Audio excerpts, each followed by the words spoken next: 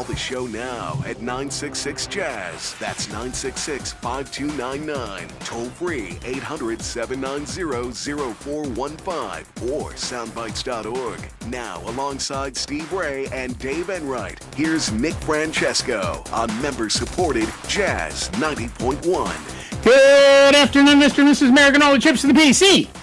It is Saturday, the 20th day of September, Anno Domini 2025. And you, you lucky people, you're listening to Soundbites. I'm Nick Francesco. I'm Dave Enright. And I'm Steve Ray. And at 8 minutes after the hour, we are going to be bringing you news, things to choose, nothing to lose, kick off your shoes, don't get the blues. Have you paid your dues before the news? I would like to say a happy birthday belated to Mr. Steve Ray. I always get this backwards, to Mr. Steve Ray. And a happy birthday today to Mr. Dave Enright. Thank you, sir. You're what, 108 now? 109? 77. 177? Yep. And Steve, you're 32 now, I think it is? Somewhere in there, yeah. 61. I feel old. You are old. I got socks that damn. Yeah.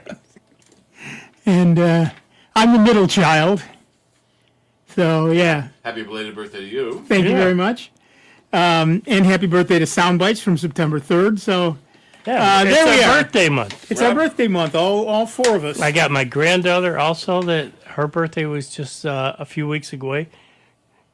Texted her and, she's still in Japan. Nice. Yeah, wanted to go to Japan and finally made it. And so she was celebrating her birthday there. Congratulations. to Very her, nice. too, yeah. Didn't Rob have a birthday in here too? Oh, maybe. He gets one? He gets to have one, too. Why not? Where's my list? All right, well, Steve No, is... Rob's is in January. Yeah, okay. Well, I'll read the news. Consumer Reports is calling on Microsoft to extend the October 14th deadline that will this is cut off free good security updates for Windows 10 computers. In a letter to Microsoft CEO Satya Nadella, Consumer Reports says the move will strand millions of customers who have machines incompatible with Windows 11. Data suggests that around 46% of people around the world still use Windows 10 as of August of this year, and that somewhere between 200 and 400 million PCs cannot be upgraded to Windows 11. Holy moly. I got one of them. In its letter, Consumer Reports calls Microsoft hypocritical for urging customers to upgrade to Windows 11 to bolster cybersecurity, but then leaving Windows 10 devices susceptible to cyber attacks. It also calls out the $30 fee Microsoft charges customers for a mere, and I quote, a mere 1-year extension to preserve their machine's security, end quote, as well as the free support options that force people to use Microsoft products, allowing the company to, and I quote again, eke out a bit of market share over competitors, end quote. Consumer Reports asks that Microsoft continue providing support for Windows 10 computers for free until more people have upgraded to Windows 11. A public interest research group has also petitioned for an extended deadline, saying as many as 400 million perfectly good computers can't upgrade to Windows 11 and will be thrown out. But there may be good news coming. Apparently, some users, mostly in the EU right now, are receiving offers from Microsoft to trade in their old Windows 10 computers. In the Extended Security Updates Assistant, which currently isn't available in all countries, although they've only got a month. Okay, there's a new path for trading in old Windows 10 PCs. You can choose whether you want to exchange your computer for money or, and I quote again, recycle for good, end quote, if your PC isn't accepted for a trade-in. Whether your PC is accepted and how much you can get for trade-in value will depend on several factors, presumably including the age of your device and the hardware components that are in it. Microsoft obviously wants that money to be invested in new Windows 11 PCs. Like I said, this option is not available everywhere yet, and we're not sure it ever will be. So don't get excited just yet, and don't call us about it. They have a link on their website on how to do it. I know, but it isn't necessarily available yet in everybody's... In your area. In your area. Holy cow. It's like 6 pages worth of fine print. Yeah, you want to post that. That's people are going to want to get a cup of coffee and read through that, or a cup of something stronger. Anyway, our poll of the week at soundbytes.org, that's Bytes with a Y, Francis would like us to remind you, is Consumer Reports asks Microsoft to keep supporting Windows 10. Your choices are Yes, please. I'll take a bit of cash for my old computer. I wouldn't mind trading it in toward a new PC. Dang, I already bought a new computer, and who uses Windows anymore? So far, we've got 46 votes. The vast majority of you have answered who uses Windows anymore. And you can vote in the poll, like I said, at soundbytes.org. And then if you'd like to talk to us, you can give us a call, 585-966-JAZZ. It's 966-5299, or toll free, 800-790-0415. I think that a lot of people have taken those old machines and put Linux on them. We're hearing and seeing more and more people doing that. Often it's now a second machine so they can play. So I just went to the trade-in program. An Acer Aspire 5, I don't know how old that is or what it is. Microsoft will give you $45 for it. Yeah. No, yeah, you're not going to get rich off of this. Yeah, don't expect, hundreds of dollars because, it's a valuable machine to you. Right. To them, it's just a hunk of metal. Here's $40-$50. Goodbye. Have a nice day. Yep. At least, but it's better than nothing, right? For the people who are going to just throw it away, creating massive amounts of e-waste and no money, it's better than a sharp stick in the eye. True, but I still say, which we have been touting for years, you've always had the excuse, well, I don't know Linux. What better way to learn it than this piece of equipment that you can no longer use for Windows, but will be blazingly fast on Linux compared to if you were 11 on it. And you can learn at your own pace because it's not your primary machine. You're doing it to try different flavors of Linux to see which flavor of Linux you like and want to actually permanently put on it. Now, in the phone world, there is a bigger resale value for phones because Right. people don't mind a 2 or 3 year old phone because Right. oftentimes it still works fine. Right. And so Apple has a trade-in program, Google has a trade-in program, but a lot of times you can make more money selling it yourself than you can by doing the trade-in. Although it is easier to let them do it. Right. And a lot of people don't know really where they would go or how to do it, safely and et cetera, et cetera. So, Yeah. no, and I get that. I do. But in general, when I got this machine, I don't know, 10 years ago now, it was okay. It's an i5 running at 2.7 gigahertz. It's not a blazer by any means. And it's only got, I think, 8 gig of RAM, I think. Yeah, 8 gig of RAM. So it's not a blazing fast machine. But when I put Xubuntu on it, it flew. Mm-hmm. It flew. I was very, very pleased with it. And again, you can continue, generally speaking, to run Windows without any support, without any security. That's really dangerous.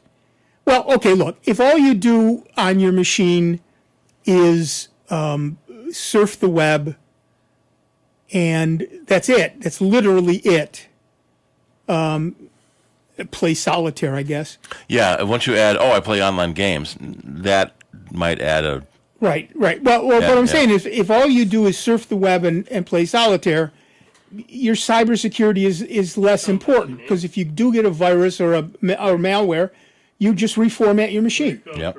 But if you're using it for your mail, if you have any private information on it at all, like you go to your bank on that machine,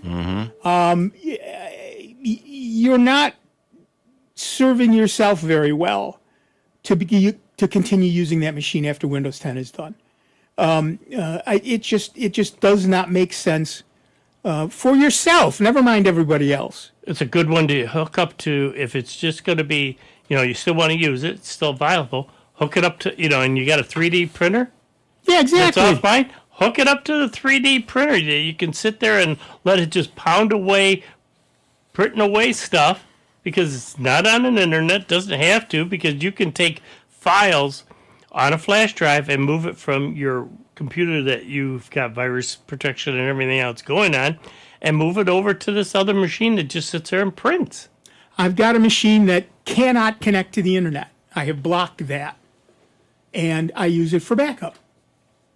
It is one of many backups I have because I think we've talked about this before. If you are a systems administrator in particular, you cannot be paranoid enough. Yep.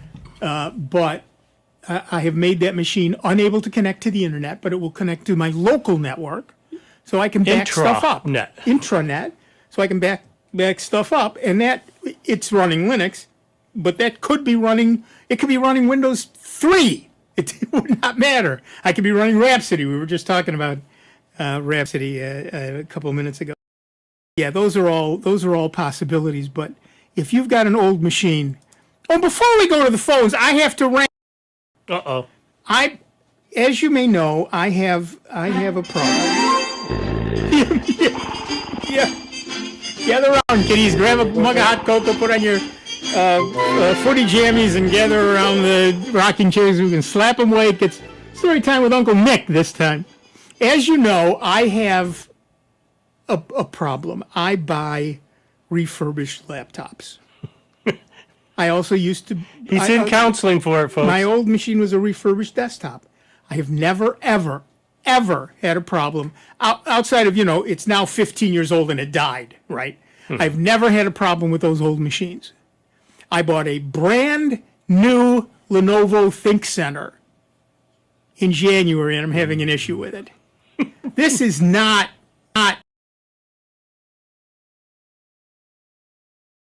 machines, which I know will continue to work for decades. Yeah.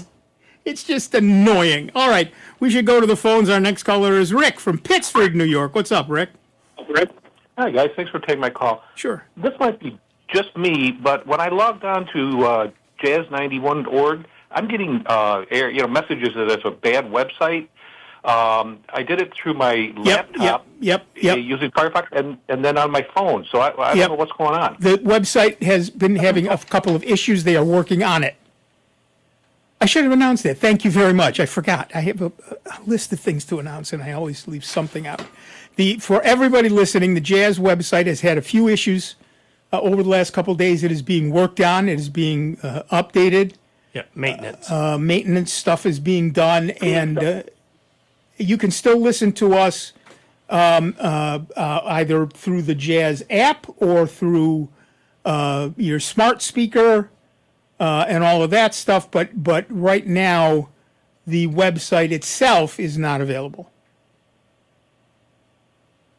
It's coming. It's up and down. It's coming and going. So don't call me and tell me it's up right now because it may not be in 10 minutes. But yeah. All right. Well, thanks. I just wanted to point it out. Oh, we appreciate that, Rick. Thank you. I meant to say something and I let it slip by with everything else going on. Appreciate it. Thank you so much. But yeah, the website is being worked on, and the Soundbytes website is still up. That is entirely independent of the station website. So if you're going to jazz901.org, you cannot get there. But if you go to soundbytes.org, that's bytes with a Y, then you will be able to see several different ways that you can listen to the show live. Of course, we're on YouTube. Steve's doing that. Or are we? Steve's playing around with stuff. The balance is way off. The balance is off. That's Making probably adjustments. But yeah, the That balance knob is doing nothing. Here, wait a minute. Let me see if I can. balance knob, it does nothing. Is that any better? Right is too high and low is left is too low. Okay. Well, let's all just crowd over to the right. What does this red button mean? What's this red button? Do not push the red button. But yeah, so. Yeah, red light on a red button. Yeah. So yeah, so if you are a. It says R mute. Should that be on? None of the other ones have R mute turned on. I thought you said R was high and right was high and left was Okay, low. that's working now. Maybe I had my left and right wrong. The top one was high, the bottom one was wrong. Oh, yeah, who knows? Okay. Yeah, but all right, now they're even. Now they're even. Maybe I nicked the Steve fixed it By accident. after breaking it. Yeah, I might have nicked that button when I was plugging the jack in. All right. You know those headphone jacks go back to the 1850s? Yeah, they do. In the telegraph, it's the oldest jack still being used. Yep. Yeah, well, it's simplest. You know, it just It's needs simple and a it works. send That's all it receive connector on it, and that jack does it. In the telegraph systems. Yeah. Yep. So yeah, if you have an old machine, please, I know nobody likes change. Nobody likes fooling around with something new. Nobody does. I get it, but really, it is going to it's going to get very, very dangerous to run Windows 10 after October 14th, because every hacker on the planet is just waiting for the next update to Windows 10, and from then on, it's an open field. And so, if you are a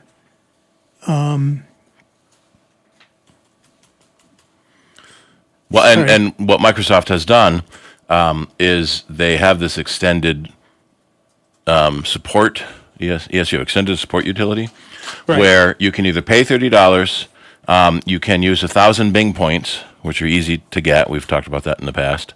Or you can back up your settings with Windows Backup. right. And then you can get that one more year for free. And our guess is that in another year, they'll do the same thing. Yeah, well, exactly, and But that's a guess. We don't know. we don't know, and you know, you're kicking the can down the road, and there's something to be said for that. I do get that, but I know some of it's the catch-22 that people haven't upgraded to Windows 11. One, because it's different and they don't want change, and two, because there's no real big need to. right. But if Microsoft keeps extending the support for Windows 10, there's still no need to. So it'll happen when you buy your new computer. Right. All right, back to the phones. Our next caller is Mike from Henrietta, New York. What's up, Mike? Mike?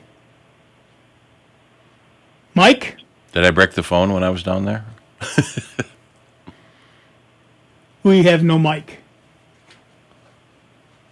We're going to try to reset the phone button again and Mike, you there? Nope, we have no mic. Sorry, Mike.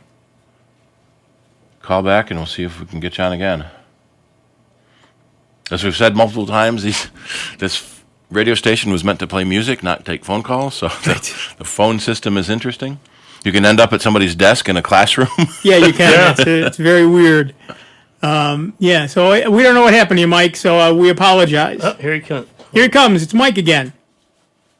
We'll see if we get Mike back again. Is this Mike? This better be a really interesting question, Mike. Wayne? Oh, the questions are interesting. Yeah, the questions are always interesting. Yeah, that's, you know, I have to say, I've been thinking about this. You know, we've been on the air for 36 plus years, and in general, 99.999% of the questions have been interesting. Mm-hmm. So yeah, nothing wrong with that. Oh, it's Wayne from Henrietta. All right, we'll talk to Wayne this time. Wayne, you there? Oh no, hold on. Yeah. He wasn't ready. There's Wayne. You there? I'm here. I think you had me before. I might have been Mike, but I'm actually Wayne. Okay.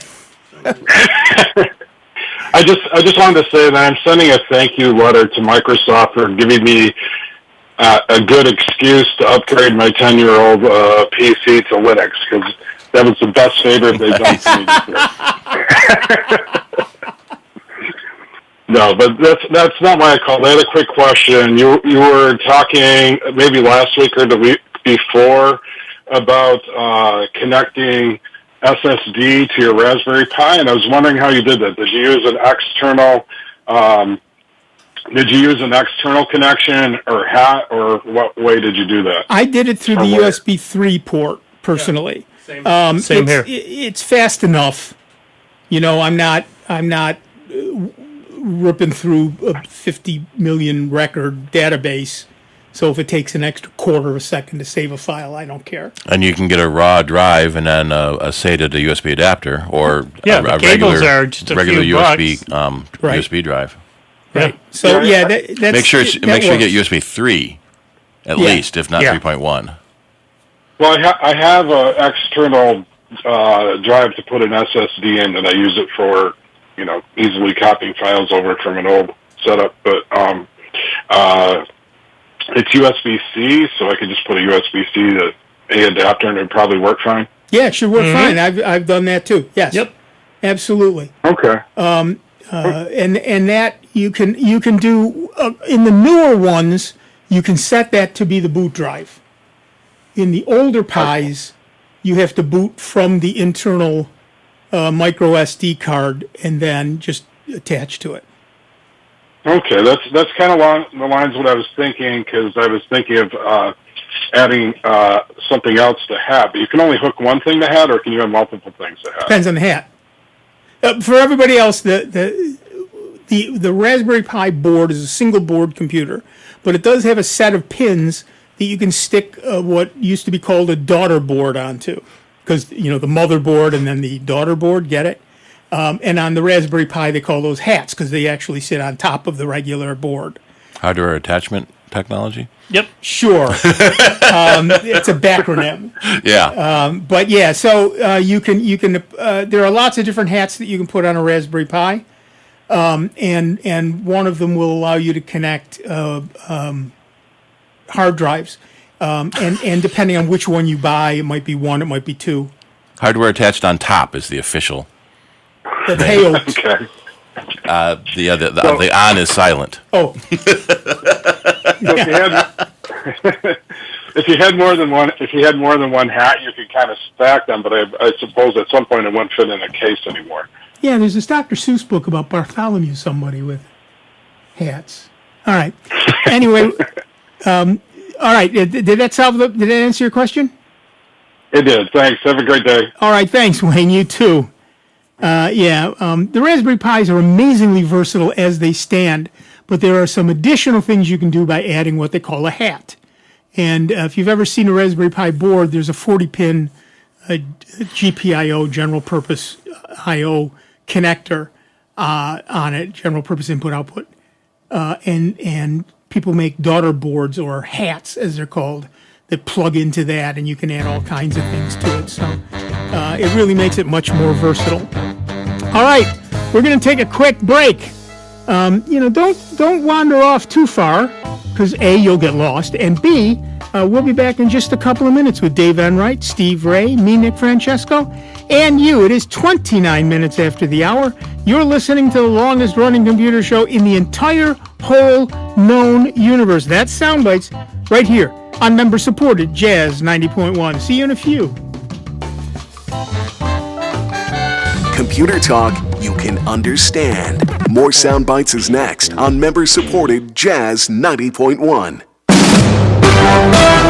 NBC News Radio, I'm Lisa Taylor. Heavy security will be in place for the Charlie Kirk Memorial Service in Arizona. Tens of thousands are expected to attend the Building a Legacy, Remembering Charlie Kirk service Sunday afternoon at State Farm Stadium in Glendale. Kirk was assassinated on September 10th while speaking at a college in Utah. Ukrainian President Zelensky expects to meet with President Trump next week as Russia airstrikes continue despite efforts to negotiate a peace deal. Zelensky told reporters Friday he plans to meet with Trump when the two leaders attend the UN General Assembly on Tuesday. According to Bloomberg News, Zelensky wants to discuss security guarantees from all partners, including the U.S. and Europe. Tropical storm Gabrielle is expected to become the second hurricane of the Atlantic season this weekend. An advisory from the National Hurricane Center says Gabrielle is expected to pass somewhere to the east of Bermuda. Forecasters say the storm is packing top winds of 50 miles per hour, and it's moving east of the northern Leeward Islands. Lisa Taylor, NBC News Radio.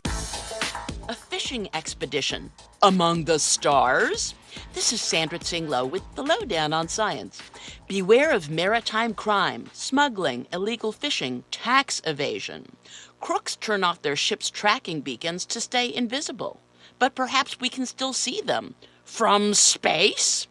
Enter Andrea Mazzeo and team from the University of Naples. They used satellites to monitor ships' V-shaped wakes in the water.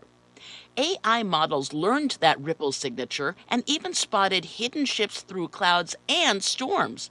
Thousands of images are processed in seconds. This could help block trapping and piracy, shield endangered fish from nets, and speed up rescue operations. In short, cleaner oceans for healthier futures. So beware, Captain Hook. Don't get caught in 4K. Jazz 90.1 is supported by its members and by Kodak Center presenting Shaka Khan live in concert, Wednesday, October 1st at 8 p.m.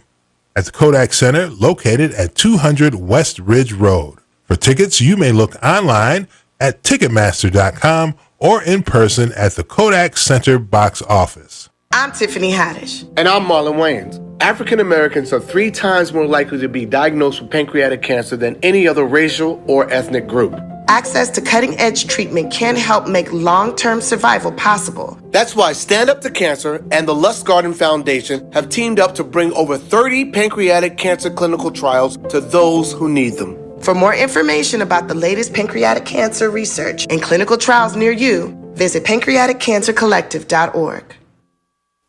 Do you want to take Jazz 90.1 with you everywhere you go? Don't worry, we've got an app for that. You can download the Jazz 90.1 app for your iPhone, iPad, iPod Touch, and Android device free from the iTunes App Store and Android Marketplace. You can listen to Jazz 90.1 on the go, view DJ bios, our program schedule, news, pictures, and even become a member of Jazz 90.1. Your mobile device never sounded so cool. To download the Jazz 90.1 app, visit the iTunes App Store or Android Marketplace today. Be sure to download the new and improved Jazz 90.1 apps. If you're like me, 60 and retired, making ends meet, especially here at the supermarket and drugstore, is tough. I'm so blessed to have found benefitscheckup.org. It's a free and confidential website from the National Council on Aging that connected me to $1,200 a year in programs that help pay for food, medicine, utilities, and more. Maybe it can help you. benefitscheckup.org. As a truck driver, I've learned how important road safety is. I know that large trucks need more time and room to stop. That's why I always hang back and follow other vehicles at a safe distance. Everyone can help keep our roads safe. Next time you're driving, try to remember to always give trucks extra space when you merge in front of them. Let's all plan to share the road safely. Learn how at www.sharetheroadsafely.gov. And now your Jazz 90.1 weather. We've had quite the dry spell here in Rochester. Rochester running 50% of normal in terms of precipitation over the last 2 months. For your Saturday, it will be on the cool side. No rain to talk about. A mostly sunny sky. High temperatures will be into the upper 60s. For your Saturday night, it'll be mainly clear. The overnight low near 50 into the 40s in the open countryside. Sunday's mostly sunny and starting to warm up once again. Enjoy it. High temperatures near 80. I'm meteorologist Josh Nichols for Jazz 90.1. And currently right now we've got sunny skies, 66 degrees out at the airport, and 65 here at member-supported Jazz 90.1.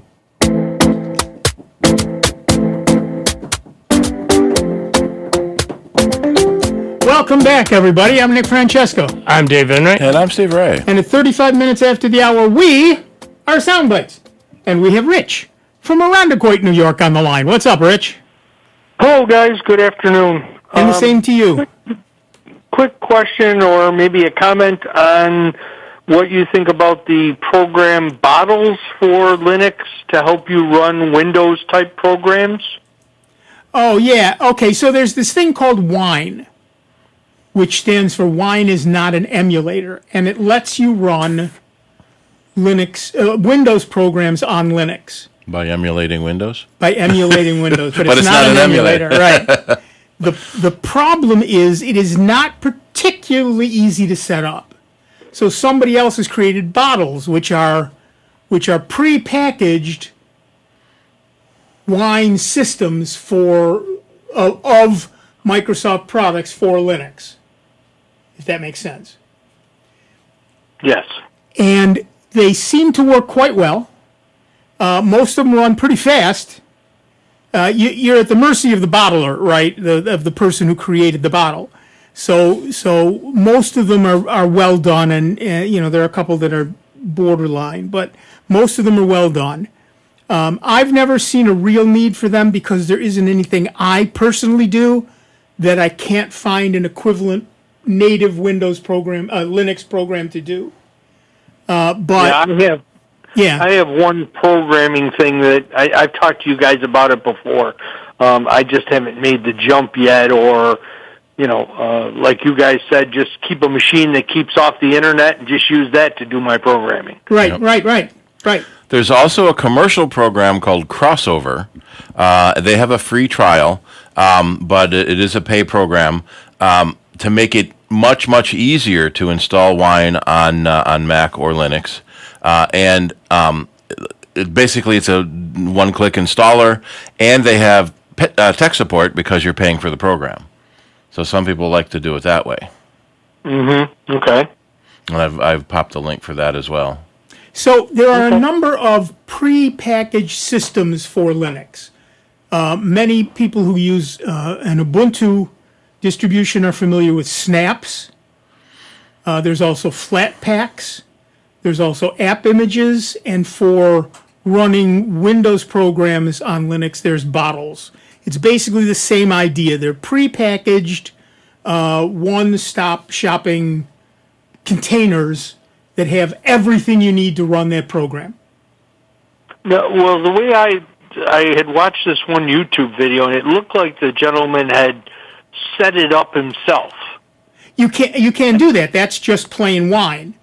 But this was in bottles, though. He was setting up his own bottle to run a gaming program. Yeah, you can do that too. Yeah, absolutely. Okay. There's an entire gaming environment you can get from bottles that lets you then install regular games in the bottle and run them that way. Okay. There's a gaming environment and a software environment, and probably some others that I just never looked at. But those are the two I know of, and in each of them you can then run specific software. So, for example, we have a number of people who say, "Oh, I can't run Linux because I must use Teams." Right. So, one solution people have tried is Teams in a bottle. Okay. Yep. And so that, and again, it's very dependent on what hardware you have and how old your Linux distribution is and yada, yada, yada. But it is doable, it is possible, and some people are going great guns with it, so it's not an issue. The WineHQ website has a search for your, you can type in your program name, and you get reports on how people have had luck running that program under Wine. I might try that. Well, early versions of Teams got a bronze score, which is pretty good. The current version says garbage. It is garbage. But maybe Wine Bottle works better. Well, and you can go to usebottles.com, and that'll give you more information about bottles themselves. One more quick question. So I download this program, and I'm going to use either Wine or Bottles or whatever to run this program. Sure. Do I just download my program that I'm going to use that's the Windows version, we'll say, and just put it like in the downloads folder and then run it? Yeah, almost every one you would essentially. Oh man, it's been a while since I did this. You start Wine, and then inside Wine you run the program. So Wine basically says, "Oh, you're running Windows now," and so you run the installer of whatever, download and run the installer of whatever program you want to run. Because Wine knows how to handle it. Yeah. Okay, I think I got that then. There you go. All right, thanks guys. I appreciate it. Have a great weekend. You too. Have fun. Plus, there was a good song, "Time in a Bottle." If I could put time in a bottle. There, like I said, there are a lot of equivalent Linux programs to Windows programs. Mm-hmm. Many people never really need Windows, although they don't know that.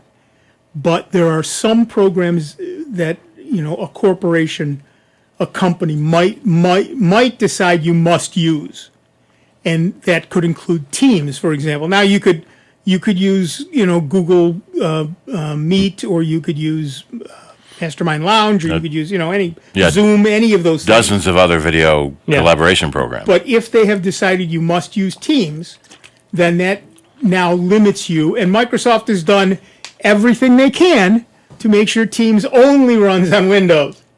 And I understand it from a security point of view. If you are running your own Teams server in a corporation, right? Having your employees only hooked to your team's instance means you are much more secure than having it wandering around the internet somewhere. The downfall of, I think, the shortcoming of Linux catching on when Windows came out was it because it was deemed to be very complicated. You had to know how to get into terminal sessions and do all this typing and loading of this program and that program. Whereas Windows just presented you with, The GUI. here's the GUI, you go at it. What I've always said is Linux is DOS. We started out typing command lines and running all this stuff and running our own programs. Except you can now install Linux entirely from the GUI. Yep. And never ever in your entire life touch a command line. Yeah.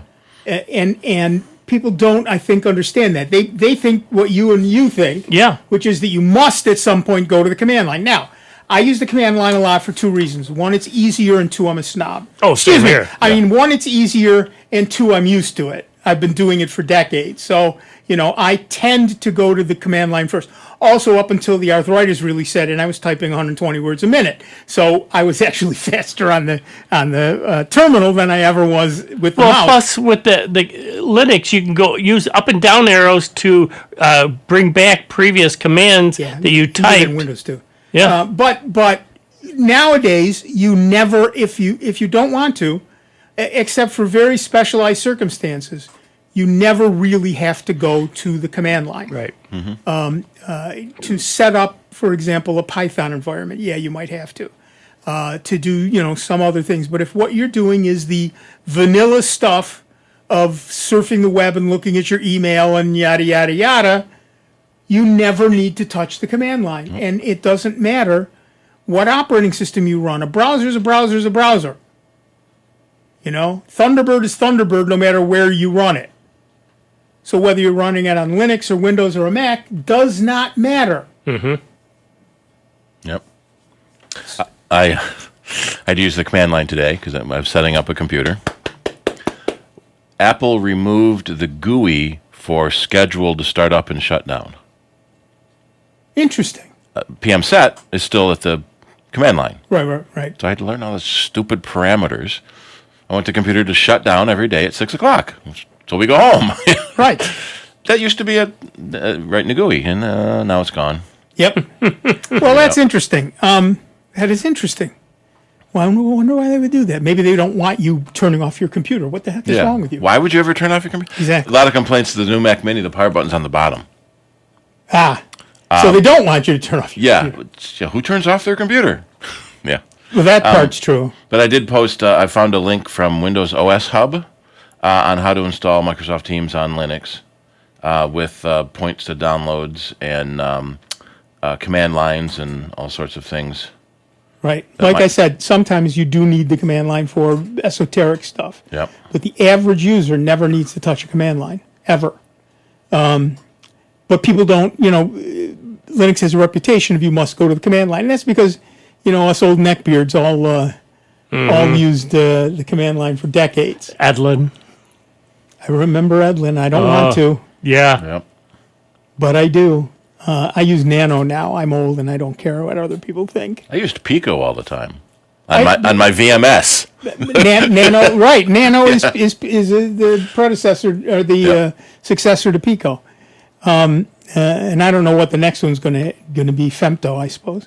But yeah, so if you are a Linux, somebody who wants to play around with Linux, who's thinking about Linux. You can get an old machine and you can boot up the installer. You can download it and create an installer using Rufus or whatever. And you never need to touch the command line unless you want to. For day-to-day, everyday tasks. So if you look at your email and surf the web and play some games and yada yada. Well, even if you just load the operating system and then just do a search of the available programs that are there for free You'd be to astounded. do just about anything, you better sit down and plan a good week or so to review all the possibilities from A to Z. I've had people call me up and say, "Look, I see all these programs, but I don't see where I buy them." You don't buy them. Yeah. They're all free. You just install them. Well, that can't be right. Then don't do it. Yeah. Well, that's like, for me, my biggest issue back when was, wanted to get rid of Quicken. Yep. I was just tired. I did not want to pay that yearly fee because then they were also requiring you to do it all on the web and, store everything up there. And I'm sorry, I don't want my banking stuff up there. I'll back it up where the heck I want. Right. So I went looking for a solution, and that's where I found MoneyDance. And it is a program that is used worldwide, and you pay a one-time fee for the major version that you're on. And, that cost me all of $30. Yep. And you can then back it up wherever you want, whenever you want. You can have it running on multiple computers. You have it so you can also control it to have it dial your bank, download the current registry and transactions, and sync it with your current bank. Yeah, it's pretty amazing. And the support on it is unbelievable and looks just like Quicken. And for $30 per release, come on. I mean, yeah. Major release. The minor releases just minor come to you. releases are within that bounty. The bandwidth of using that product. It's ludicrous how much stuff you can do either for free or on the cheap. And I always say to people, look, if you use a product, support the developers. Send them $10, send them $20, whatever you can afford. Like we ask you during our pledge drives. We need your help. And so do these people who write this software. So I can't afford a lot anymore. I'm retired. But I send them $10, $20, $30. Whatever. Yeah, same here. Yeah, same here. And they appreciate that. Oh, didn't you have a story once about you were the first guy ever to send in a payment? Jim Button for Buttonware. Jim Knopf had PC Writer and PC something else. I forget what the other one was. It was a database program. And they've been out for forever, years, right? They've been out for a while. Yeah. They've been out for a while, and I sent him whatever, it's shareware, right? So I sent him $20 or whatever the number was. It's probably $10 in those days. And he wrote me back a letter. He said, "You're the first guy. Maybe you've given me hope. Maybe I can actually make a living at this." And then, of course, he became very good at it. I mean, very famous for it. Yep. Well, that's the one thing. By paying for it, you'd be surprised if you have a question and you're already a supporter of it. Boy, they'll jump right on you because they want you to continue to boast to your friends. Oh, this program is great. I had an issue. Boom, they were able to jump right on it and solve it for me. So, good word of mouth travels a lot faster, if you get out there and support it than bad word of mouth. Because bad word of mouth, it's like, okay. But, if, hey, I got a positive experience, it's just going to help the cause and it gets your answer faster, too. Yep. I tell you, the simple act of sending them a few bucks means that you appreciate their effort, and that energizes people. He worked at IBM at the time. Yeah. And until the shareware took off and he could quit his day job. Yep, that's exactly right. It was really, it's always amazing to me when and I often get back a personal note. Of course, it's easier now that it's all email. Yeah. I understand that, but I often get back a personal note that says, thank you very much. We appreciate your donation, and I'll keep making good software. Yeah. One job I was on, we were using a terminal program called Red Rider. Oh yeah. And it was having trouble. We were talking to a mainframe trying to get the data on our Macs. And so we're having trouble with this communication protocol. So I called the helpline. Hey, this is Scott. What can we do for you? Scott Watson, the guy that wrote the program. Yeah, you probably could help me. The guy that actually wrote the program answers his own phones. Yep. Hey. And that's, particularly with a smaller outfit like that, your dollars go farther. Oh, yeah. That's true of the station as well. To put on my other hat for 30 seconds, like a Raspberry Pi. Yeah. But, when you're supporting these small developers, your money goes farther. It means more to them. And it's never a bad thing to to throw a few bucks here and there. Especially if it can make you. I had this one package that I heard about for logging software, and I thought, I'll take a look at it. And before, when I was using this other program, if I was doing multiple parks within, say, my setup, I had to go in there, make a copy, change all this, and put it back, do the next one, go in there and change all these settings and everything else. And it took some time. Well, this guy came up with a new program. He goes, no, you just put in the different parks that you're doing, and I'll generate it for you. So he sits there with his, logic, and will create, say, 3 separate files. Sure. That before was taking me a good 20 minutes or more to do. I thought, heck with this. I sent him $25. Sure. He's thanking me up and down since then, and it's only been maybe 9-10 months. I've already gotten at least 12 different updates that he's made other advancements because people are learning about it and using the software, and it's encouraging him to add more features. And this is the thing. We talk about, who writes these free programs. Well, it's people who are scratching their own itch. Yep. And they figure if I itch, somebody else itches. Yeah, I need a program to do this, so I'm going to write it myself. Right. Maybe someone else needs that. Maybe somebody else. I'll just put it out there. I'm not, I already wrote it for myself. I'm happy. I'll just put it out there. And then when somebody actually sends the money for it, now they think, okay, I can spend some time updating this. Yeah. And adding other features, because like for me, the other hands will sit there and say, hey, it'd be nice if it could do this also. Oh, okay. And it does it. And then that encourages more folks now to use it. And particularly if they're in your hobby, then they'll say, you know what? I could do that. I would like that too. Yeah. I'll write that. Yeah. So, the ability to write software is rarer than it should be, I think. Yeah. But the ability to encourage people who write software is really widespread, and you could do it yourself. Yeah, there were a lot of stories from trade shows in the early days, people showing off their programs, little booths back in the corner, and some of them would come up and say, oh, that's pretty cool, can it do this? And the next day it could. It could, yes. Yeah. Well, because they get that bug, and it bothers them that it doesn't do this. I just saw a YouTube ad, and I was thinking of you, because this guy came on and says, you want to learn Python? And he's got a booklet. He's got the beard and everything else. And I can teach you how to do Python within a day, writing simple programs. It's very quick and easy. And he's got a snake around his neck? No. That's a boa constrictor. What's wrong with you? Yeah. So, I mean, there are... apparently there's, it's controversy. There are many different species of constrictors. Right. So it's just boa now. Python is also a constrictor. Yes, it is. So it's just boa, it's not boa constrictor. Otherwise you have to say Python constrictor too. I beg your pardon. It's like the same controversy over a tuna fish sandwich.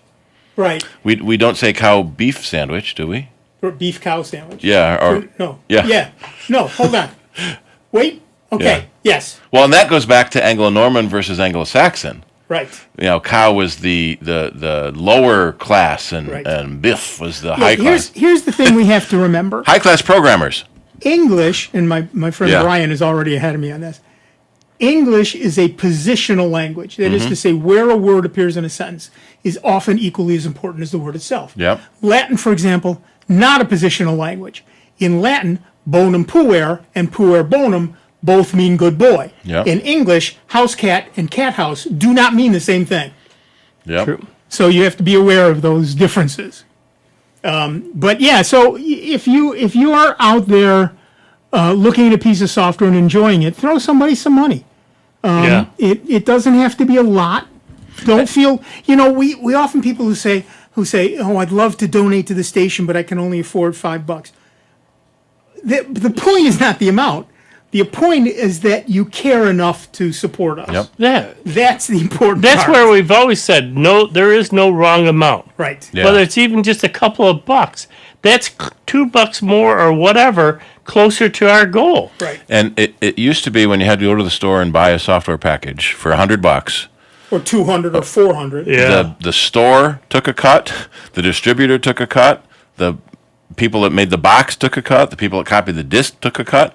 The person that wrote the program got maybe 10% of it. Yep. So so that $200 program, the programmer got $10 out of it. Send him 20. He's happy. He's double happy. Yeah. He's double happy. Now what we've run into now with the race to the bottom, so many apps are 99 cents, and they make it up in add-ons. In-app purchases. Yeah. This game is only 99 cents to buy or free to download. But I spent $300 last month buying extra jewels or whatever. Yeah. I did find something interesting on my trip. There's no internet where we were, and a lot of the games I play So you met your wife for the first time. Yeah. a lot of the games require internet access so they can load the ads. Right. When there's no internet access, it just skips loading the ads and takes me to the next level. Nice. So now I'm going to start playing in airplane mode. Yeah, exactly. That makes sense to me. Look, you've got the ability to make programmers happy, and it just encourages them to build better and more software for you to use. It's a win-win for every single person. So if you have something that you very much enjoy, throw them some money. It doesn't hurt you because it's not a lot, and it really helps them. So think about that next time you download. We talk about the hundreds of thousands of free programs available under Linux, but almost all of them do have somewhere you can donate. And for something you use every day. Now, look, Google may not need your dollar. Okay. Mozilla could. Mozilla Foundation absolutely needs your dollar. So send them some money. And while you do that, we will take a quick break. But don't go too far away. We'll be back after these messages with more Dave Enright, more Steve Ray, more me, Nick Francesco, and more you. But only if you give us a call at 585-966-JAZZ. It's 966-5299 or toll free at 800-790-0415. You are listening to the longest running computer show in the known universe. As you, I am sure, know by this point, that is Soundbites right here on the truly great and truly grateful to you that we can continue with your generous support to be member-supported Jazz 90.1. Take that quick bio break. We will see you on the other side. Before you call into our show, please make note of the following rules. 1, turn your radio down. 2, turn your radio down lower. 3, remember, nobody has invented a good-sounding speakerphone yet. Don't use them. 4, make sure you have a point. It makes for a more interesting show. 5, calling does not guarantee you'll get on the air. No whining. 6, if you do get on the air, please do not tell the host what you just told the screener. We don't care. And 7, is that radio turned down yet? We hope this will make for a more enjoyable program, and we thank you for your time. Online 24 hours a day, 7 days a week at soundbites.org. More with Nick Francesco, Dave Enright, and Steve Ray next on member-supported Jazz 90.1. WGMC Greece Rochester. A public service of the Greece Central School District. Jazz 90.1. On Facebook at Jazz 901 FM. NBC News Radio, I'm Lisa Carton. Sunday's memorial for slain conservative activist Charlie Kirk will have the same level of security normally reserved for a Super Bowl or political convention. Rory O'Neill reports. The Department of Homeland Security is categorizing the Charlie Kirk Memorial with a Special Event Assessment Rating Level 1. That means it will have security like the 3 Super Bowl games that have been played at the stadium outside Phoenix since 2008. President Trump, Vice President Vance, and several cabinet secretaries are expected to speak at the service for Kirk, who was shot and killed while speaking on a college campus in Utah. Ukrainian President Zelensky expects to meet with President Trump next week as Russian airstrikes continue despite efforts to negotiate a peace deal. The two will meet when they both attend the UN General Assembly Tuesday. Tropical storm Gabrielle is now expected to become the second hurricane of the Atlantic season this weekend. Lisa Carton, NBC News Radio. Jazz 90.1 and the Ontario Beach Park Program Committee are pleased to present Jazz at the Beach. a free community concert series returning this year featuring Rochester's best jazz groups. Performances take place at Tropics Nightclub in Charlotte, and more information can be found at jazz901.org. Jazz at the Beach, sponsored by the Summit Federal Credit Union. Sofrito Latin Jazz Quintet will perform on Tuesday, October 14th at 7 p.m. Jazz 90.1 is supported by its members and by Kodak Center presenting Shaka Khan live in concert Wednesday, October 1st at 8 p.m. at the Kodak Center located at 200 West Ridge Road. For tickets, you may look online at Ticketmaster.com or in person at the Kodak Center box office. Are you thinking of adding a pet to your family? Greece Residents Assisting Stray Pets, or GRASP, is committed to reducing the number of homeless pets by placing dogs and cats into compatible, loving, permanent homes. For more information on how you can give a homeless pet a second chance through adoption, visit graspinc.org. GRASP, striving for the day when every dog and cat will live in a loving, safe, and healthy home. June is Men's Health Month. Abdominal aortic aneurysm, or AAA, is a relatively common condition that can lead to sudden death among older male smokers. Smoking, high cholesterol, high blood pressure, and a family history of AAA can increase your risk for the condition. Men between the ages of 65 and 75 who have smoked should undergo a one-time ultrasound screening test. AAA is highly treatable when detected early. For more information, visit radiologyinfo.org. I've been driving trucks for a long time. Safety is my #1 priority. I know that my truck has huge blind spots. That's why I remember to check my mirrors often for smaller vehicles. Everyone can help keep our roads safe. Next time you're behind the wheel, try to avoid lingering in those blind spots. It can be dangerous. Let's all plan to share the road safely. Learn how at www.sharetheroadsafely.gov. Welcome back to America's longest-running computer show, Sound Bytes, on member-supported Jazz 90.1. Get online now. Call 966-JAZZ. That's 966-5299. Toll-free 800-790-0415. Or submit your question by email at soundbytes.org. Once again, here's Nick Francesco, Dave Enright, and Steve Ray on member-supported Jazz 90.1. Welcome back, everybody. I'm Nick Francesco. I'm Dave Enright. And I'm Steve Ray. And 4 minutes after the hour, we are Sound Bytes. And of course, we had a birthday yesterday, Steve Ray, and a birthday today, Dave Enright. And so we are. And you were 2 weeks ago. I was the 10th. Yep. Sound Bytes itself was the 3rd. So we're September. We're all New Year's babies. Yep. That's how that works. All right. So you can give us a call at 585-966-JAZZ. It's 966-5299. Toll free 800-790-0415. In the meantime, I'll read the news. Microsoft 365 has become the central nervous system of modern business, and cyber criminals know it. Just as Windows became the primary target for attackers because of its market dominance in the 90s and 2000s, Microsoft 365 now finds itself in the crosshairs for having won the email and collaboration war. With over 400 million paid Office 365 seats worldwide and countless organizations relying on its integrated suite of applications, Microsoft 365 represents the ultimate target-rich environment for threat actors. Having successfully consolidated email, file sharing, collaboration, and communication into a single ecosystem, Microsoft 365 has painted a massive target on its back. So be wary when clicking on links or opening attachments. Speaking of Microsoft 365, it looks like Microsoft is rolling out Copilot Chat to Word, Excel, PowerPoint, Outlook, and OneNote. For now, it's just paying it's just for paying Microsoft 365 business customers, and it is included at no additional cost. But eventually, you'll all get it whether you like it or not, because Microsoft owns the computer, not you.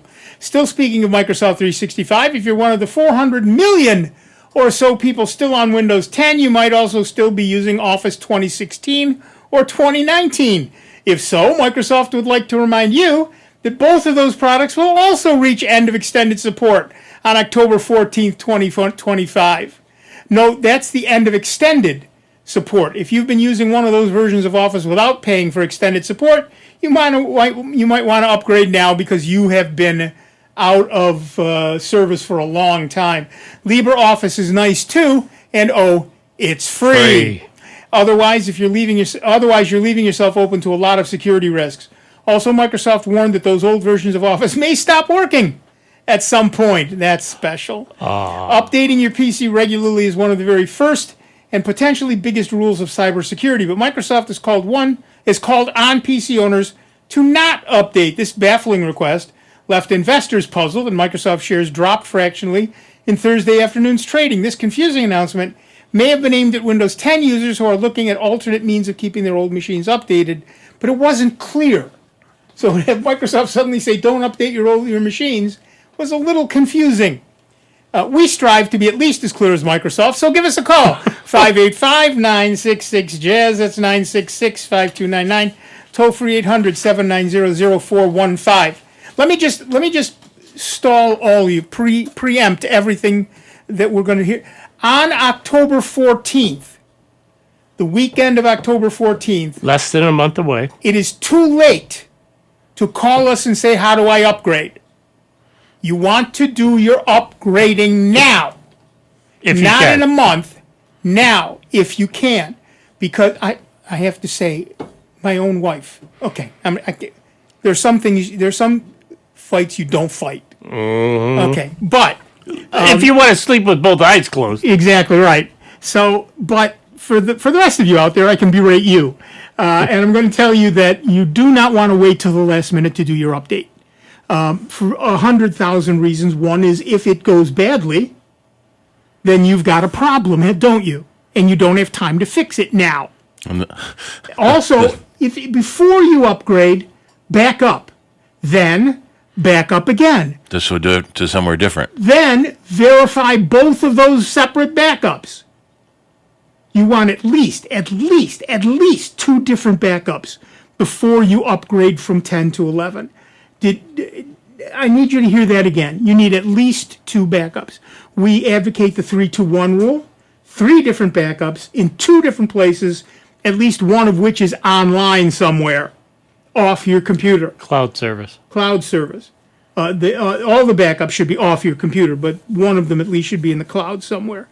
If you follow that and you have a disaster with your Windows 11 update, then you've got time and opportunity to recover. Because everyone and their mother will not listen to our advice and be trying to do it then, and tech support lines will be jammed. Downloads might not even work because 1 billion people are trying to download it. Right, exactly. So do not wait until the last minute. Now is a real good time to finally break out that unopened backup drive you bought 4 years ago, Pat, and install it in your computer somewhere, hook it up to a USB port or whatever, and do a backup. Then get another drive, do another backup. And then and only then should you consider moving to Windows 11. But do not wait until the last minute. Start now because you don't have nearly as much time as you think you do.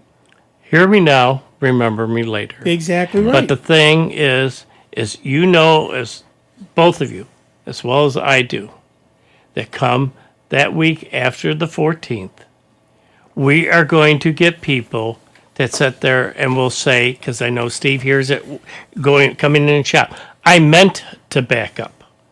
Right. The roads, like you have said, are paved with good intentions. And this is not going to be good, very pretty for you if you try to do the install and it crashes that whole machine and you didn't take the time to back up. And have multiple backups. I had a customer last week who said, I'm trying to restore my phone and I'm getting an error. What's the error? Oh, I don't know. Yeah. Well, okay, that helps. Yeah. So for everyone, write down the error. Take a picture of the screen. Yeah, take a snapshot. So we do the restore, which takes like an hour. Sure. And the error is backup corrupted. Okay. Oh, good. Okay, we could have saved an hour if you'd have told me that message, and you go to the previous backup.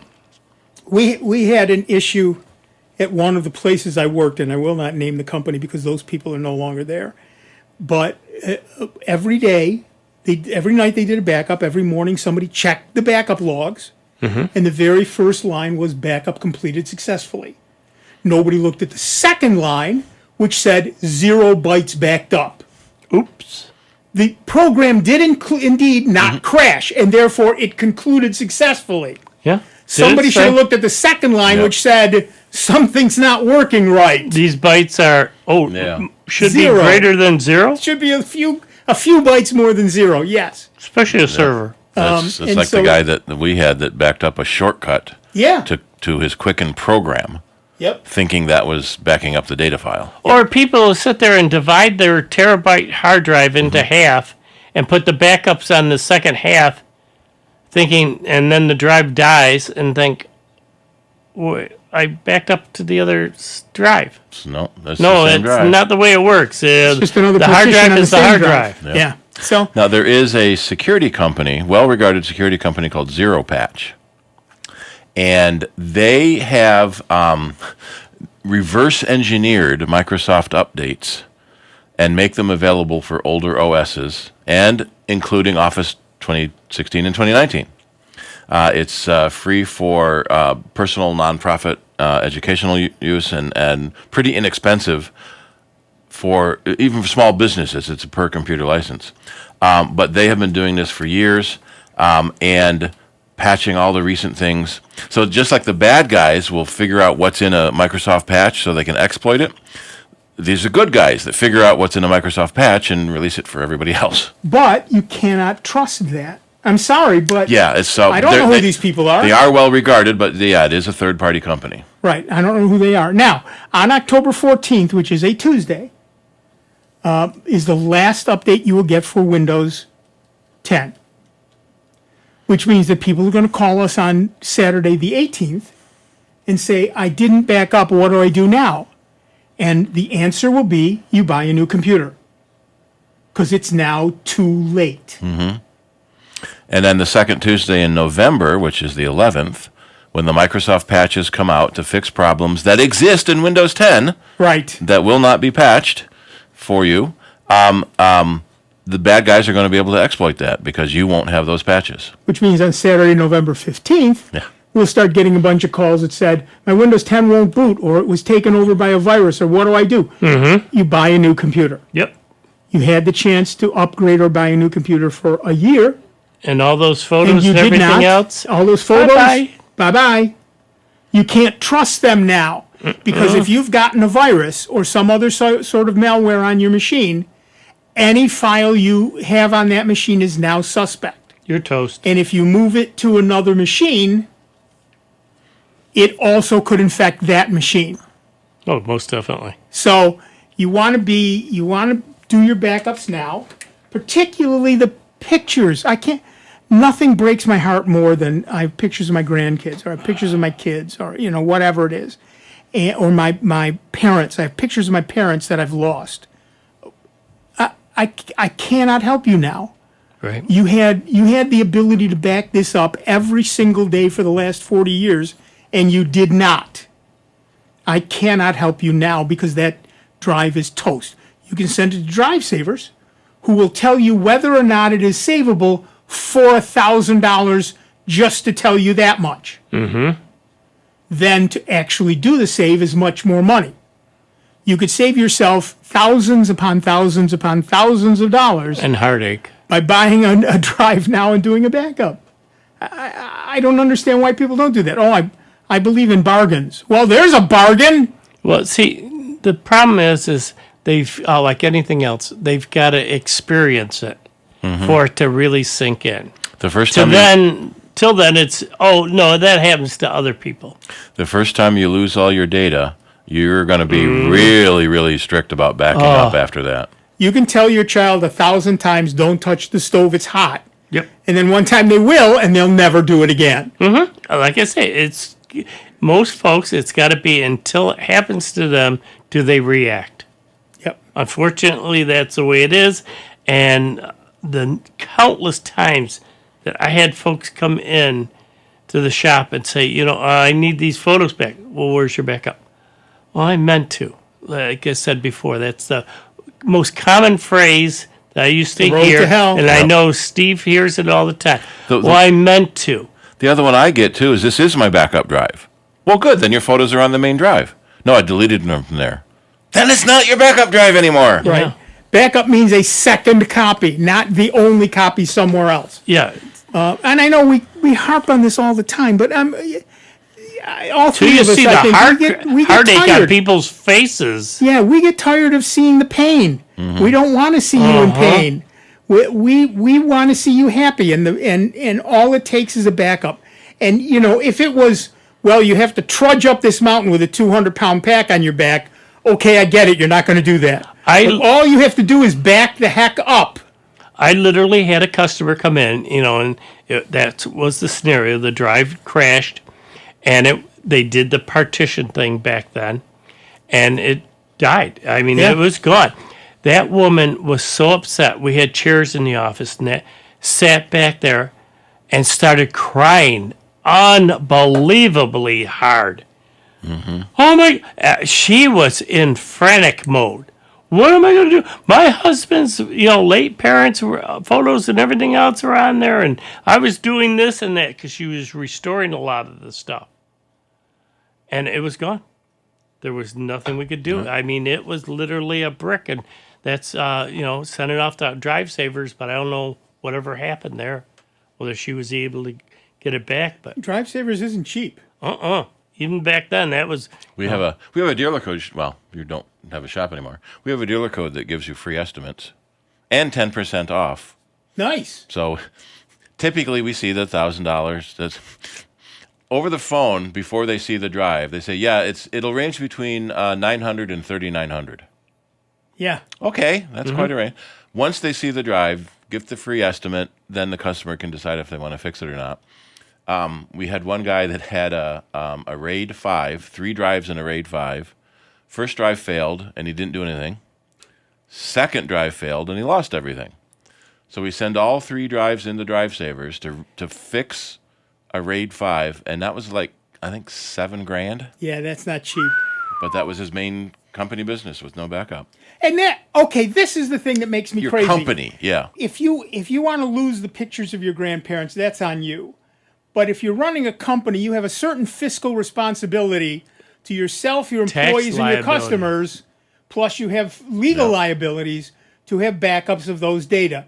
And if you don't, shame on you. Yeah. I can't put it any plainer than that. Shame on you. Because the IRS goes back 10 years versus homes that are 7. Right.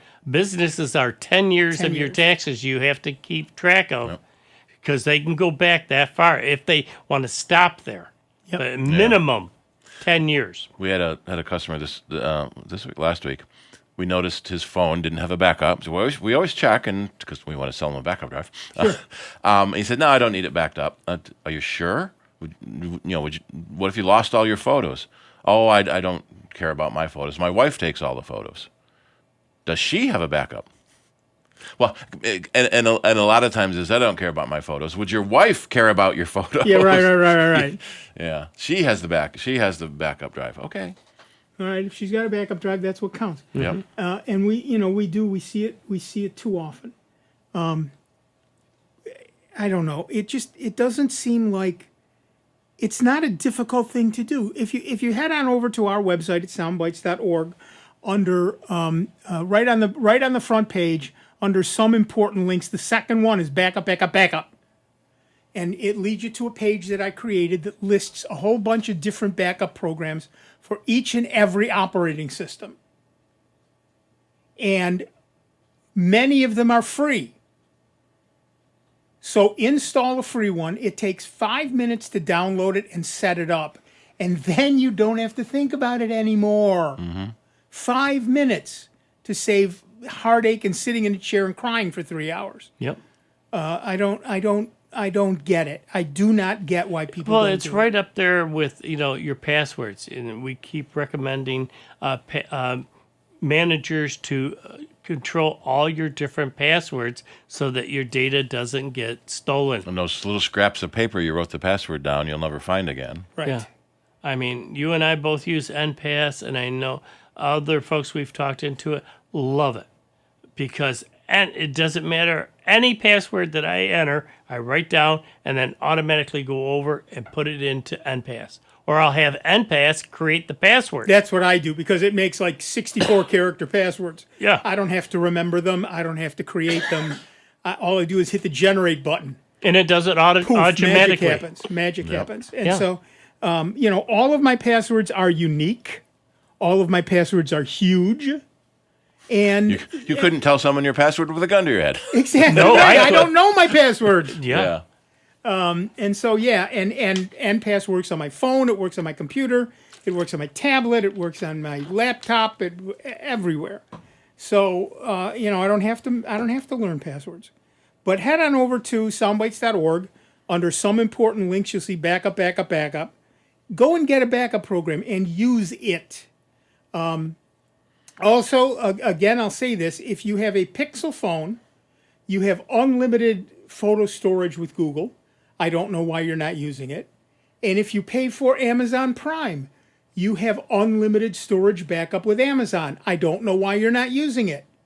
One of the things that people complain about all the time is it's the pictures. They unless they're running a business. So I lost that email to Fred that said, let's go to lunch at 2. I don't care. But I got pictures of my grandparents. And I can call Fred to have him send it to me again. Right. My assuming Fred hasn't crashed his computer. But I've got pictures of my grandparents or my grandkids who are now, older, or my parents who are now passed. There's no reason for you not to put those out. If you're already, look, a lot of people pay for Amazon for the free shipping. A lot of people pay for it for Amazon Prime movies and music. You've got this free add-on, unlimited photo storage. Why aren't you using it? And then now you never, and by the way, if you're the sort of person who takes pictures with your phone, you can set it up so that every picture you take on your phone automatically goes up to Amazon Photos. You don't even have to think about it. Anything you don't have to think about is a good thing. So yeah, I would, I realize we're harping on this, but it breaks my heart when somebody comes to me and says, I've lost all this. What can I do? When it is so easy. When it is so easy to prevent that from happening. Mm-hmm. I like I said, I've been having a problem with my new machine. I've got 53,000 photos. How do I know this? Because they're all backed up on Google and they're all backed up on Amazon. Excuse me, 63,000 photos. From me, my wife, my in-laws, my relatives, from everybody. I keep them all. Every time somebody takes a picture, I make them send it to me. I put them in albums. So everybody has access to all those albums all the time. I don't have to think about it. If my machine dies, I've got many backups. I've got 101,000 photos on Amazon Prime. There you go. 372 gigs of unlimited use. Yep. So Matthew went with me on our camping fly trip, and he took 100 photos. I took 1,000 photos. Yeah. I usually take 1,000 photos a day, so I was way behind. You were way behind. But that's the kind of thing that it takes 5 minutes to set up, and now you never have to think about it again. Why aren't you doing that? Why aren't you doing that right now? Because we need you to do that. 1 terabyte backup drive, under $100. I think under $50 sometimes. Yeah. So you have a local backup. It's great to have a cloud backup, but it's faster to have a local backup, and it's better to have both. Yeah. Well, you should have 3. Yeah. Well, and that's the other thing. A backup drive doesn't have to be fast. Mm-hmm. So you can buy a spinning hard drive, a slow spinning hard drive. You don't care. You're only going to have it back up, say, at night while you're asleep anyway. And it's only going to back up the new stuff you created that day. So by the time you wake up, it's done. Yep. But it's a spinning drive. It's going to fail too. That's why you need another backup. Well, you need more than one backup. Yeah. The odds of both drives failing at once are very low. That's why there are 2 stoplights at many intersections. Yeah. The odds of 3 backup drives failing at the same time are even lower. Even lower. 4 backup drives even lower. But still not 0. There's no 0. Yeah. All right, back to the phones. Our next caller is Mark from Greece, New York. What's up, Mark? Hi, everybody. Happy birthday, Dave. Thank you. You're welcome.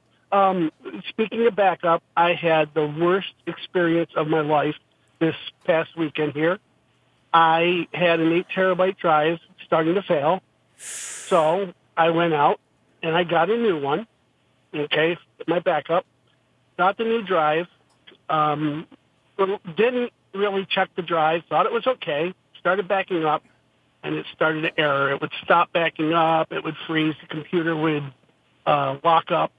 So I stopped the backup. I went in and I did a scan on it, and it had 52 bad sectors on it right out of the box. Ooh. Wow. So I went back to the store. They didn't have any in the grease store. Is this a spinning drive? Yeah. Yeah. Okay. A Seagate Barracuda drive. So I had to drive out to Victor to get a replacement. Went out to Victor, got the replacement, brought it home. I says, I'm not going to do this again. Well, it took me over 24 hours to get everything off the drive properly because I shredded everything that was on there. And I went back, got the drive. I said, I'm not going to fall for it again. Put it in, and I scanned it overnight. This morning, it came up with 152 bad sectors. Well, you're going to get some bad sectors on any drive. But a brand new one shouldn't be that high. Yeah, it failed. It failed, and I said, I'm done with this. So I went back to the grease store, and I said, I've been putting these in an enclosure, I said, I'm going to get one that's already, an external drive. I got the new one. This time I went with Western Digital. Perfect. No problem. Yeah, Western Digital makes some... One of the problems we've run into is the Western Digital MyBook is a really, really popular drive. It's a plastic, crappy case. Right. We have a lot of problems. Customers bring in those drives, and the case has failed. We pull the drive out of the case, and the drive is still okay. Right. So we kind of like the higher tier cases that are metal. And have a fan, especially on the 3.5-inch models. Especially the 3.5-inch models. But yeah, good. Well, good. That's a good point, Mark. When you get a backup drive, test it first. Yep. You should I'm always never going to trust it out of the box again. Yep. Thanks, guys. All right. Thanks, Mark. All right. Yep. I think that music is telling us it's time to take a break. We're going to be back in just a couple of minutes with Dave Enright, Steve Ray, me, Nick Francesco, and you. It is 29 minutes after the hour. You're listening to the longest-running computer show in the known universe, Sound Bytes. We're going to take a quick break while you start your backup. But we'll be back up with a whole lot more show after this. Don't go too far. It's America's longest-running computer show. Back to more Sound Bytes with Nick, Dave, and Steve. Next on member-supported Jazz 90.1. NBC News Radio, I'm Lisa Carton. The Charlie Kirk Memorial Service will be held under heavy security. Tens of thousands are expected to attend the Building a Legacy, Remembering Charlie Kirk, Sunday afternoon. Here's NBC's Morgan Chesky. Massive memorial at Arizona's State Farm Stadium that will be attended by both President Trump and Vice President Vance. Kirk was assassinated on September 10th while speaking at a college in Utah. President Trump is disputing reports that U.S. Attorney Eric Siebert resigned. In a Truth Social post early this morning, Trump said, quote, "He didn't quit. I fired him." Multiple outlets reported Friday that Siebert stepped down after being pressured by the Trump administration to charge New York Attorney General Letitia James with mortgage fraud. Senate Democrats have rejected a stopgap measure that would fund the government through November 21st. The measure was approved by the House earlier Friday. The government now faces a shutdown on October 1st. Lisa Carton, NBC News Radio. Now is a good time to make sure your garden provides a colorful finale to the growing season. Hi, I'm Melinda Myers, horticulturist and gardening expert. Maples and oaks are some of the first plants that come to mind, but don't overlook the other colorful options like the amelanchiers with yellow, orange, and red fall color that also provide year-round beauty. The Korean mountain ash's yellow-orange fall foliage complements its colorful fruit, and the majestic ginkgo drops its bright yellow leaves in a day or two, making cleanup much easier. Shrubs can add lots of color in smaller spaces. Oak leaf hydrangea's leaves turn a combination of red, orange, and purple, much like the dwarf Fothergilla. The brilliant red of Virginia sweetspire is a standout and lasts a long time. And when the common witch hazel's yellow fall leaves drop, they reveal fragrant yellow flowers. And don't forget the perennials. Amsonia's golden glow and the bright yellow of hostas and balloon flower brighten the garden. Check out our website for this and other gardening tips. Jazz 90.1 is supported by its members and by Kodak Center presenting Shaka Khan live in concert Wednesday, October 1st at 8 p.m. at the Kodak Center located at 200 West Ridge Road. For tickets, you may look online at Ticketmaster.com or in person at the Kodak Center box office. Jazz 90.1, streaming online worldwide at jazz901.org.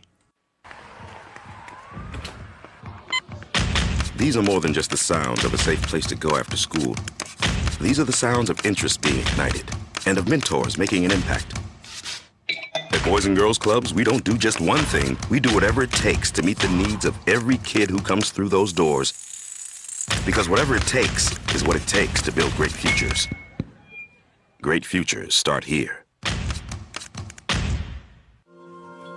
Imani wouldn't be here if it wasn't for St. Jude. Everything was perfect until that day when she was 5 weeks old.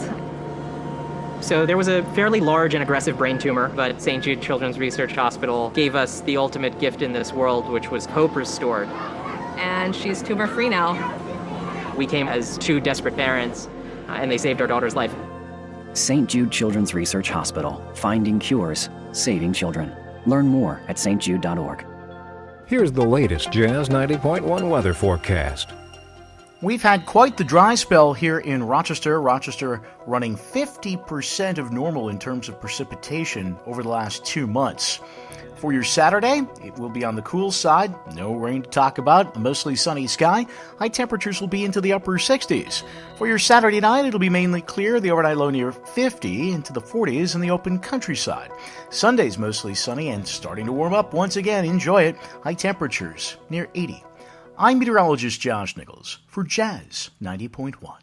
And currently right now we've got sunny skies, 67 degrees out at the airport and 66 here at member-supported Jazz 90.1. Welcome back, everybody. I'm Nick Francesco. I'm Dave Enright. And I'm Steve Ray. And at 34 minutes after the hour, we are Sound Bytes. Ooh. Oh, here we go. What? I just found a 4-inch Saturn 1B for $300. Saturn 1B? Yeah. That was the bottom part of the Saturn V. Oh, okay. Very nice. Oh, and now we're doing rockets? Well, I've got my rocket T-shirt on today. My wife bought me a rocket for my birthday. Very nice. I got to put it together now. Well, yeah. And then you're really not going to fly it till next summer. No, there's still October, November launches. Oh, very nice. Okay. What started as an isolated problem with the Pixel 7a now appears to be spreading across the entire Pixel 7 lineup, one of which I have. In the past several months, growing numbers of Pixel 7 and 7 Pro owners have reported swollen batteries causing their screens and back panels to separate, sometimes as quickly as overnight. The trending issue raises new safety concerns for Apple's flagship devices, just months after multiple reports of Pixel 6a's catching fire forced the company to halt sales of refurbished units. Google's response so far has been mixed. Some users report smooth resolutions, including free battery swaps or even full device replacements. In a few cases, refurbished Pixels shipped out within days. Others have been quoted $130 or more for out-of-warranty repairs, or told the 7 Series is ineligible for the free replacement program Google rolled out earlier this year for Pixel 7a owners, so who knows. Google announced on Tuesday that it's launching a new experimental app for Windows that's designed to help people find what they need faster, because God knows that's the most important thing we have. The app will allow users to use an Alt-Space shortcut to instantly search for information from their computers, from their computer files, installed apps, Google Drive files, and the web. The search bar works similar to Mac's Spotlight search, which lets users quickly find anything on their device and on the web. The new app is available in English and for users in the U.S. The immediate concern, of course, is that Google is going to collect all that information on your hard drive and index it in their servers, so proceed at your own risk. Speaking of security risks, Google, I love my segues, Google has released emergency security updates to patch a Chrome 0-day vulnerability, the 6th one tags it exploited in attacks since the start of the year. While it doesn't specifically say whether this security flaw is still being actively abused in the wild, the company warned that it has a public exploit, a common indicator of active exploitation. Google's threat analysis group frequently tags 0 days exploited by government-sponsored threat actors in targeted spyware campaigns, so these frequent updates, while annoying, are good security measures. Speaking of Chrome, now that it looks like it will remain in the Google fold, the browser is undergoing a Gemini-infused rebirth. Google claims the browser will see its most significant upgrade ever in the next few weeks as AI permeates every part of the experience, whether you like it or not. For people who use AI tools, some of these additions might actually be helpful, and for everyone else, well, Firefox, Vivaldi, Brave, and others still exist. Speaking of AI, Gemini's mobile adoption has been soaring since the August launch of its Nano Banana image editor model, which has received positive reviews, particularly from users who say they can now more easily perform complex edits and create realistic images. The app has climbed to the top of global app stores charts and has seen a 45% month-over-month increase in downloads in the month of September already. We're still real, as far as you know, so give us a call, 585-966-JAZZ, that's 966-5299, toll-free 1-800-790-0415. Never know, we could be AI generated. We could be AI. No, AI is just smarter than this. But I have used Nano Banana a little bit, and it's basically an image generator for Google. You only get a limited number of free things a day or a week or whatever the number is. So I haven't used it much, but you can generate. You can say, I want a picture of a monkey eating a banana sitting on a tricycle in the middle of the Sahara Desert, and it will generate that for you. So, you can create pictures like those. And people are going pretty doggone crazy for it. It's very good. It's pretty fast, considering what it's doing. It's pretty fast. And people are loving it. It's called Nano Banana, and it's part of Google Gemini now. Did you see that little box that I was showing you last week, that you can get an AI accelerator on it? Oh, yeah. It's an add-on. You only do one SD drive, which you can do, I think right now they've got them 2 terabytes. But the whole system, you can put together a real nice little package, Raspberry Pi 5, with the accelerator and the SD for around $300. Yeah. I'm still looking at that 5. This close. Yeah, but I'm going to justify it. You've got you talk about my addiction. You've got your own, mister. Oh, yeah, with Raspberry Pis. Yeah, you come over to my house. I've got 3 different servers, and 2 of them, that's just for my backups. And then I've got another 3 that just do ham radio. One for, All-Star. I got YSF and DMR. So they just sit there and run that. And, it's up, and people are, using my hotspot to connect out to the world, and for what? The little bit of wattage that they have 5 volts? They're nothing. They're nothing, and they're on Pi. Matter of fact, those are all Pi 3s, those 3, and then my other 3 for the servers are Pi 4s. So I got to get a Pi 5. You got to get a Pi 5. Well, Did I mention that they now make a Pi 500? Yeah, you were saying about that, but I'm like in this cube, and my justification is going to be that I can set it up and have the wife try it out, put Linux on it, and get her all set up with Linux on that little box. There you go. Very nice. Very nice. Slide it on and get rid of Windows. This is the box that the little cube. Yeah, that's not much bigger than this tissue box. Yeah, the size of Raspberry the tissue. Pis are small single board computers. They're about the dimensions, the flat dimensions of a credit card, although they're taller. Yep. But you can deck of playing cards. Yeah, they're a deck of playing cards basically, and they are absolutely capable machines. Even a 4 you can use as a desktop. Yep. A 5 definitely so. I'm gonna wait for the 6. If they're coming. But then there's going to be a 7, right? The point is, you buy one of each. I've got a 3, a 4, and a 5 now, and a 400. I actually have a 0. Yeah, their Pi 0 gets made. Yeah. Yep. I want one for a weather station, actually. Ooh. I've been trying to get our airplane club to put a weather Yeah, station in. you were talking about that. So you can see if it's raining or windy there. Right. Before you go. Right. Maybe I'll just build one myself. Raspberry Pi Zero. They're only $400. But you can build one for a lot less. Yeah. Well, and that. Well, if you put the anemometer and everything else on it. Yeah, it's an anemometer, wind gauge, temperature, a solar panel. Right, so you can power it. And a cellular transmitter. Yeah. I'll bet if you tore it apart, you'd find a Raspberry Pi in there. Yep. Yeah, the one of them I found, guy said it costs him less than $5 a month in cell charges because it will text the current conditions, and you can say text it every minute or text it twice a day. And you talk about my addictions. Yep. Yeah. This is on a Raspberry Pi Zero. You were talking about the Zero, Yep. and this will run my software. It's a little box the guy sells, the whole unit.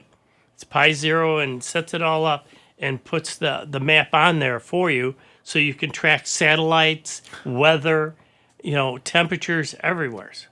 Just found a website called the Weather Weasel. Nice. Showing me the best solar power stations. Because we don't have electricity at our flying field. Although the main trunk going from Palmyra across to Fairport and Pittsford is there. The giant antennas are there. Well, you guys get solar panels. We have solar panels on our charging station for the batteries. Okay. So add another solar panel. Yeah. Not that big a deal. That would probably work. I mean, they're getting to, so that they're smaller and more powerful. Yeah. I mean, if you They're getting more efficient, basically. Oh, So definitely. you get a better charge off the same number of cells. Matter of fact, they got roofing that you can put on a house. Yeah. That you don't even know that it's solar panels. Yep. What? Yeah. Yeah. Well, no, I'm Weather Weasel. I'm trying to read this article. New CAPTCHA I've never to prove I'm not a robot I've never seen before. Open your terminal, type paste. So it put something on my clipboard. Copy that and paste it back in to prove I'm not a robot. I wouldn't trust that with a gun to my head. Well, I'm not going to open terminal. I'm going to open a text editor and see what. See what happens. Pasted. Yeah. But it's probably running a program that asks for something. No, I wouldn't do that. Yep. Oh, I know. Remember we were sitting there saying how Google Pixel phones have unlimited photo? Yeah. Mine does. Oh, it's My wife opening a had to website. go and get more storage because the 15 gig on her Pixel, she's got a 7 like you. And all of a sudden she blew past it because she's now got 32 gig okay. photos. Hold on. Is she using Google Photos or is she using Google Drive? Because they're different. Google Photos, if you have a Pixel phone, is unlimited. Google That's what I Drive thought. is only 15 I gig. gotta double They check. are different. They are different things. I understand they're all on the same servers. Yeah. I get that. That's not the point. So you have to be aware that Google Photos I'll have is to not, double check that because she just Right. hit me with it. And I've got 65,000 photos up there. Trust me, I'm not paying a penny. Yeah, it depends on, if you're syncing to your desktop. If you go to photos.google.com, that's Google Photos. Right. If you go to drive.google.com, that's Google Drive. So Google Drive will store any type of file for you. And Google Photos just does photos. Right. And they They used to have unlimited photos and then stopped. And then we all switched to Amazon. Yeah, exactly. So who's next after Amazon? So, and right now, well, I mean, I am paying for Amazon, right? Yeah. That's just, I am already paying for Amazon Prime. I've said this before. My wife got it because of the free shipping for everything she does with the coffee stand. And then that gave us free Amazon Prime movies. Yep, and TV. And then free Amazon Music, and then free Amazon Photos. Thank you very much. Very happy to get that. All right, back to the phones. Our next caller is Jack from Gates, New York. What's up, Jack? When you go to buy a computer at a retail outlet, they always want to push like a service contract with it. Right. Are those worthwhile to get? It depends on the machine you get and how good you are at doing your own stuff. For Give me a most scenario people, where you'd get it and not get it. yeah, if If you know how to fix your own computer, Yeah. don't get it. If you don't know how to fix your own computer, then you may want to get it. And there's often two types of those extended supports: the manufacturer extended support, and then the store's extended support.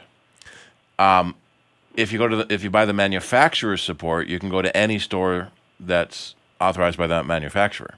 If you buy just the store support, you have to go back to that one store only. right. But listen, it's like getting insurance. Yeah, you hope you hope you're going to need it because you're paying for it. Right. And you hope you're never going to need it because you don't want to have to go through the hassle. Yeah, and they're hoping you don't need it so they can keep all your money. Right.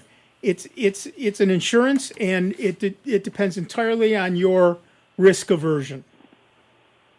I believe in getting the service contract for most people.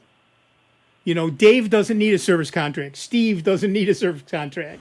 I really don't want to do my own service, so I get a service contract. I service the service contracts. Right, exactly right. And here's the other thing. It's like, could I fix my own car? Yes, but I don't have all the tools. Mm-hmm. I haven't got a fan puller. Right? Yep. So I go to my mechanic to take care of my car. Similarly, I could certainly fix my own computer, but I don't have all the parts or all the tools, and somebody else does. I've said this before, I've got old Macs that I can't fix because I have to tear them apart to replace the thermal paste. I can get them apart. Apart is easy. Back together's tricky. Back together is hard, particularly the ones that are all just glued now. And you're supposed to have extra parts when you're done, right? Always. Yeah, absolutely. There's At least always a couple extra always screws. extra screws in it. Exactly right. Yep. Yeah, see, I don't know about computers, but for other types of consumer electronics, like television stuff, a lot of people say, well, geez, basically, if it works out of the box and it functions fine for the first 5 or 7 days, your chances of having a failure on there are pretty low. Nah. Well, okay, so here's the thing. See what the original warranty is from the manufacturer. Right. So I bought a new computer, and it came with a 1-year on-site warranty. I am 9 months into that warranty, and I'm starting to have a little problem. I'm darn right, on Monday, I'm going to call them up and have them come to my home and fix it. Yep. Mm-hmm. And some consumer electronics, like a television, frequently end up costing so much to repair that you better have the contract, or you throw it away and buy a new one. I've talked about this before. Starting like 10 years ago, I paid $500 for a 50-inch TV. And then that got replaced by a 55-inch TV for $500. And that got replaced with a 60 for $500. Then I got a 65-inch for $400. Right. But if it, take a look at the service contract as well, because some are parts and labor. Mm-hmm. Some are only parts or only labor. Some are you ship it back to the manufacturer. Right, and they take their sweet time with it. So it depends on a lot of things, Jack. But in general, the bottom line is, if you're comfortable with doing your own maintenance, then don't get a service contract. If you are not, then I would suggest you get one. Read the fine print. Right. Okay, thanks. That helps a lot. Okay, yay. Thanks. Yeah, I don't do, I'm old now, so I don't do my own car maintenance anymore. I used to. I had a set of, when I had a Volkswagen, I bought a set of metric wrenches and stuff. And when I had a regular car, I bought a set of Imperial wrenches and stuff. Now I have a mechanic who does wonderful work. All I do is drop it off. I'm done. Oh, that's what I've done for decades. Yeah. It's like, no. We bought a fan, like a little desktop fan, the other day for like $10, and at checkout it said, for $7, would you like to add it to your warranty? On my $10 fan? On your $10 fan, no. Nah. Now, if it was a $500 computer, and it's $25 a year, well, yeah, yeah. What we run into at our place is a lot of folks are misunderstanding the lifetime warranty. Or pretending they're misunderstanding. Yeah. because they'll bring it back in. Here, I want to replace it. And, it's well used. Matter of fact, I had a couple items that were well used, and it's like, yeah, I want to just get them replace them because they're not as sharp, and they got a lifetime warranty. You got to go back to the company. What? You always took it back. Not anymore. Right. And the warranty is for if they fail. They haven't failed. Yeah. Right. Well, look, let's blame Craftsman. Then somebody because breaks you the- used to be able to do that. Yeah. If you, my grandfather took a probably 50-year-old Craftsman screwdriver. The handle broke. He brought it back to Sears, and they just gave him a new one. Oh, we do with our brand. But the point is now people think that's everything. Everything. Yeah, no. And that's the whole. They get so upset when they bring, say, this rake back. Yeah. And they say, it broke. Well, and it's got a lifetime warranty. Yeah, with the company, not with us. You got it last fall. And it's not like you don't have a big sign that says, pay attention to the warranty because it's not through us. Yep. Yeah, I mean. We had someone call recently. They bought their phone from us. Okay. 6-8 months ago. They took it to the Apple store. Strike one. No. Strike one. And there's a problem with it, and it's getting replaced. Okay, great. It's under warranty. She had a screen protector on it. Can we give her a free screen protector? No. Why would we? Well, because I bought the phone from you, and they're going to take the screen protector. No, that's not how it works. Right. Have them do a screen protector on it, and you pay them. Yeah. Yeah. But, and most of the time, when you try to take the screen protector off the phone, it either breaks. If it's a glass screen protector, it's going to break trying to get it off. Oh, yeah. If it's a plastic one, it never goes down right on the other phone. Oh. In fact, a lot of the screen protector kits will come with two. Yep. So when you mess up the first one, you've got the second one, or you've got the second one for your next phone. Right. Well, I have the last time I did my phone, I've mentioned this before. I have severe arthritis. I can barely bend my fingers anymore. So the last time I switched phones, I brought it to my phone company and said, "Can you do this for me? Look at my hands." And the guy was just wonderful. He said, "Absolutely, not a problem." Said, "Do you want a screen protector?" And I said, "Yeah." He said, "Okay, it's this much." I said, "Yes, thank you."